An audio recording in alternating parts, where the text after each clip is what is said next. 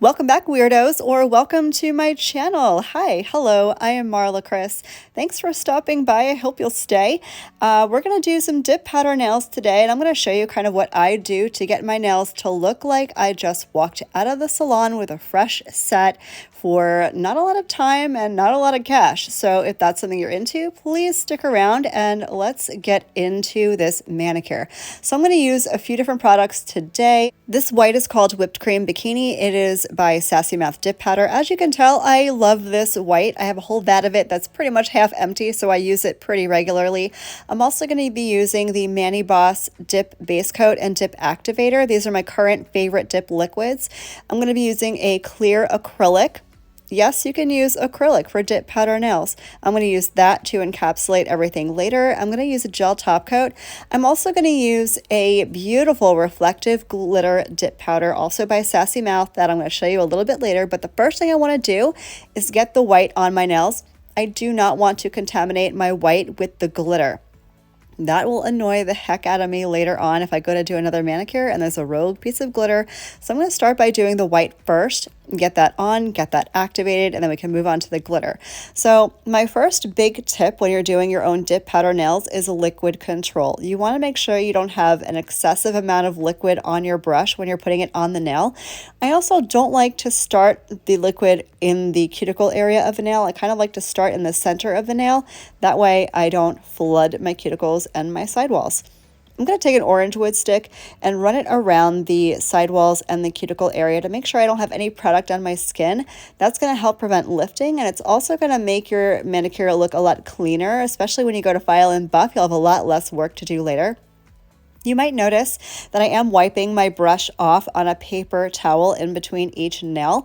This is not necessarily something you need to do. However, if you find yourself constantly contaminating your dip liquids, you might want to consider trying this step out. This will greatly reduce your risk of product contamination, and it doesn't take a whole lot of effort. It's not a big extra step you need to do. Just get on your dip liquids as carefully as possible.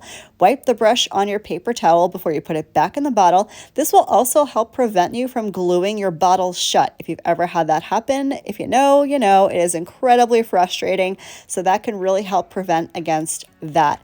So I'm going to go ahead and get this first dip of the white on 3 of my nails, I think.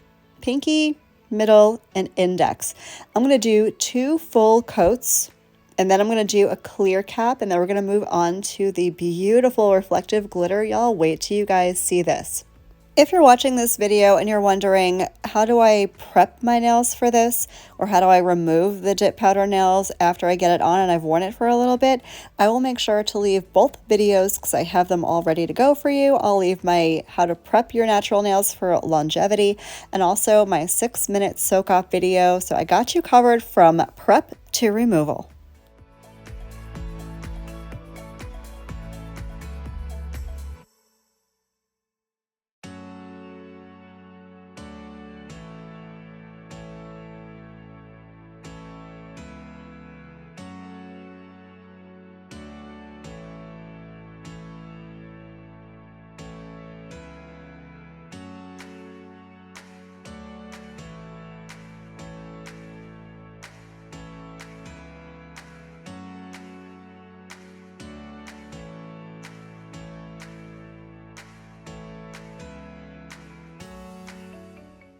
So once I let that first coat dry down for a few minutes, it doesn't take very long. I made sure to dust off excess, and now we can go in with dip number 2. Dip number 2 is going to be the exact same dip that you did the first time. Nothing is different. If you have longer nails or flat nails and you want to build a little bit more strength and build an apex to your nail, I will leave a video up in the cards on exactly how I do that. So check it out if that's something you need help with. But I'm going to go ahead and just get my carbon copy of that first dip on.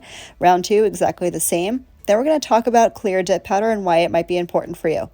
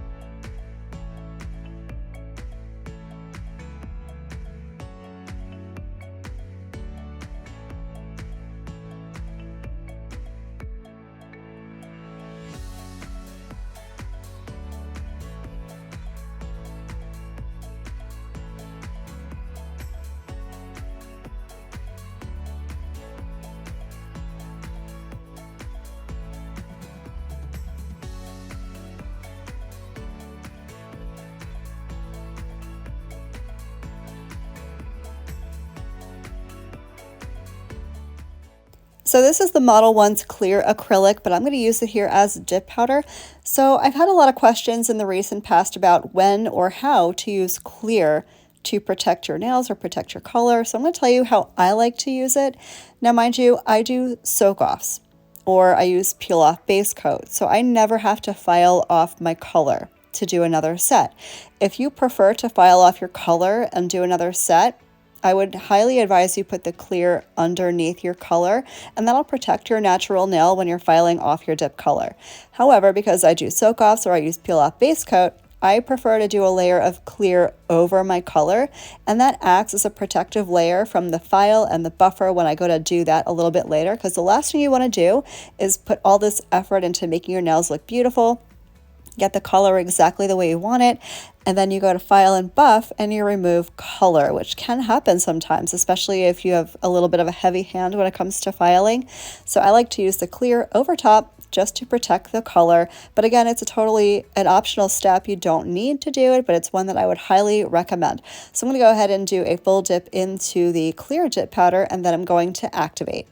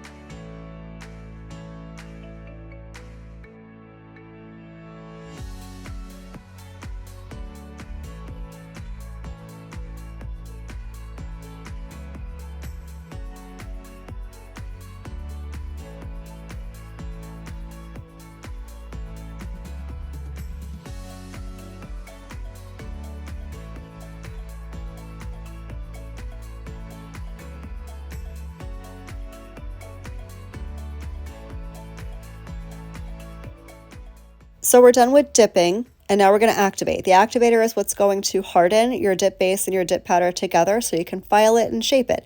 So you definitely want to be generous with your activator, especially if you're doing multiple layers. I like to do 2 generous coats of activator to make sure everything is completely cured and ready to file. This can take a few minutes to dry, so I like to activate one color at a time. That way, by the time I'm done dipping my second color, the first color is already dried. I don't have to sit and wait. I can go right in and start filing. So the next color I'm going to use, again, this beautiful reflective glitter from Sassy Mouth Dip Powder. If you're wondering how to use a glitter, granted, this is a super fine glitter. There are different ways to use different glitters, but this particular type of glitter that's ultra fine, I can use it exactly the same way as I used the white. I can dip right in and do everything the exact same way. Now, I know that a lot of people like a lot of different things, and that's totally fine. You be your own artist, you use what you want to use. But if you're a beginner and you're just starting out with your dip powder journey, I'm going to highly recommend you use a glitter that's similar to this formulation that's ultra fine. I find it the easiest formula of glitter to use. The chunkier the glitter, the more you have to manipulate it and do different techniques for it. So try to find a glitter that's ultra fine like this, and I think you're going to have a much easier time using a glitter like this.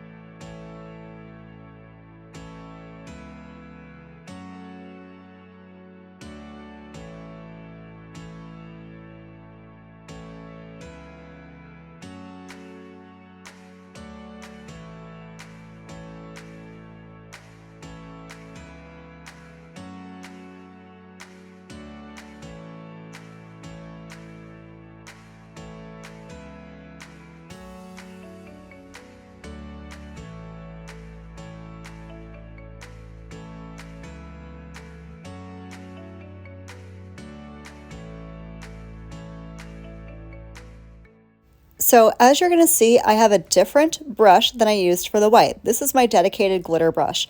Now, this is something that I would recommend just as a personal thing. I don't like to cross-contaminate my brushes because if I am doing a flat colored manicure and I use a brush that is contaminated with glitter, I might have some glitter particles stick to my flat color and it's going to drive me insane. So I like to use a different brush for glitters, a different brush for light pigmented powders, and a different brush for deeper pigmented powders, just to make sure I am keeping everything clean and I'm not contaminating anything because it will literally drive me up the wall. So I'm going to go ahead and get my second coat on. Then we're going to do another dip in clear for the glitter nails, activate, and we'll be ready to start filing.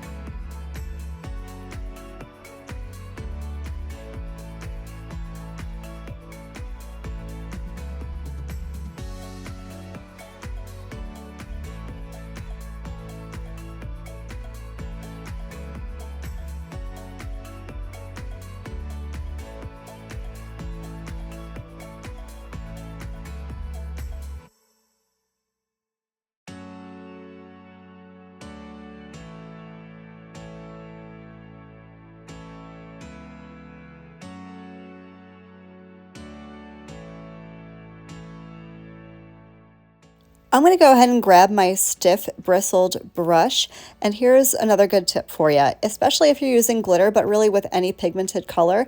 You want to use a stiff scrubby brush to remove that clear dip powder. That way, whatever's underneath your clear, be it a color or a glitter, there are no clear particles that show up because it can make the nail look a little bit cloudy. So you want to make sure you're getting all that excess clear off, and I think that the scrubby brush is the best way to do it.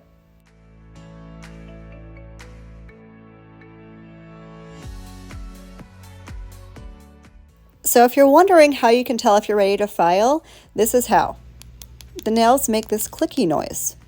The glitters don't yet because they're not dry, but the white nails make that clicky noise, and that's how you know they're ready to be filed. So I'm going to start with a very slim profile nail file. This is a 180-240 grit. The higher the grit on the file, the more fine it is as opposed to a low grit that's ultra coarse.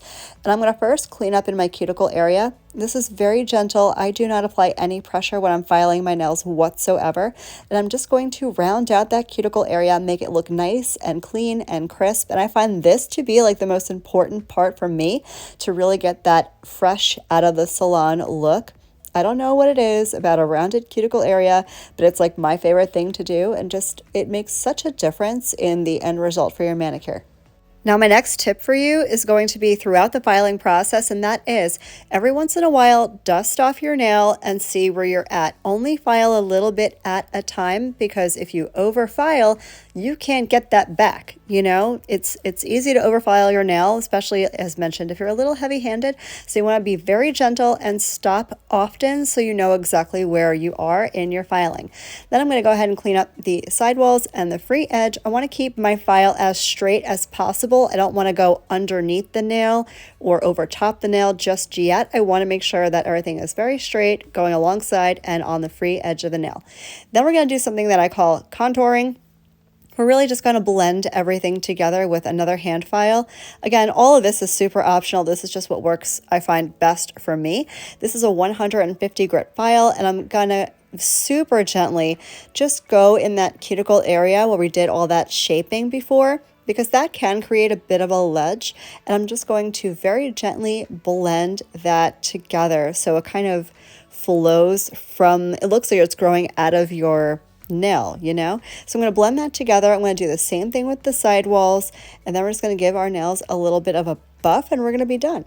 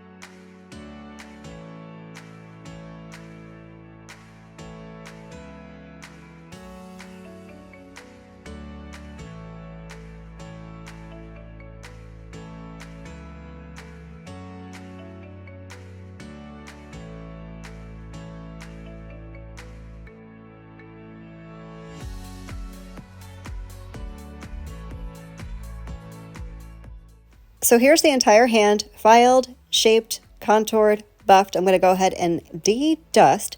And once I'm done dusting everything off, I am going to take a little bit of this swipe solution. It's by Young Nails, so you can use plain old rubbing alcohol if you want. And I'm going to take it on my scrubby brush and just get rid of any excess dust that might be underneath my cuticle area. Make sure everything is completely clean for top coat. Now at this point, if you wanted to use your dip powder top coat, you absolutely could. Go in with your coat of activator and then your 2 coats of dip top coat. But for me, I really like a gel top coat. This is my current fave. It's by Gelish. And I'm going to do 1 coat of this and cure it for 60 seconds. I just find it looks better to me. I like the shine of a gel top coat. I like the longevity of a gel top coat. Again, this one's my personal fave at the moment. It's not a no wipe, so you do have to cleanse the tacky layer, which I'll talk to you about here in a minute. But I just think it looks beautiful, especially on top of the glitter. Wait until you see.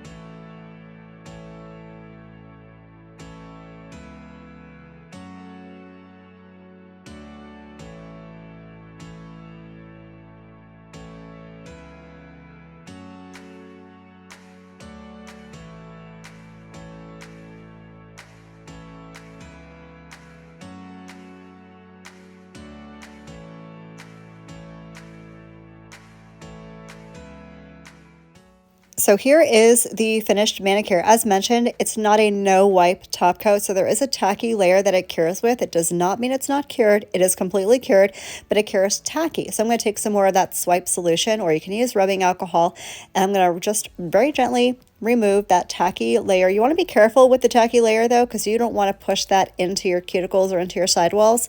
That could cause contact dermatitis or allergies. So you want to make sure you're using caution when you're using any type of gelled product, but especially one you have to cleanse the tacky layer off of.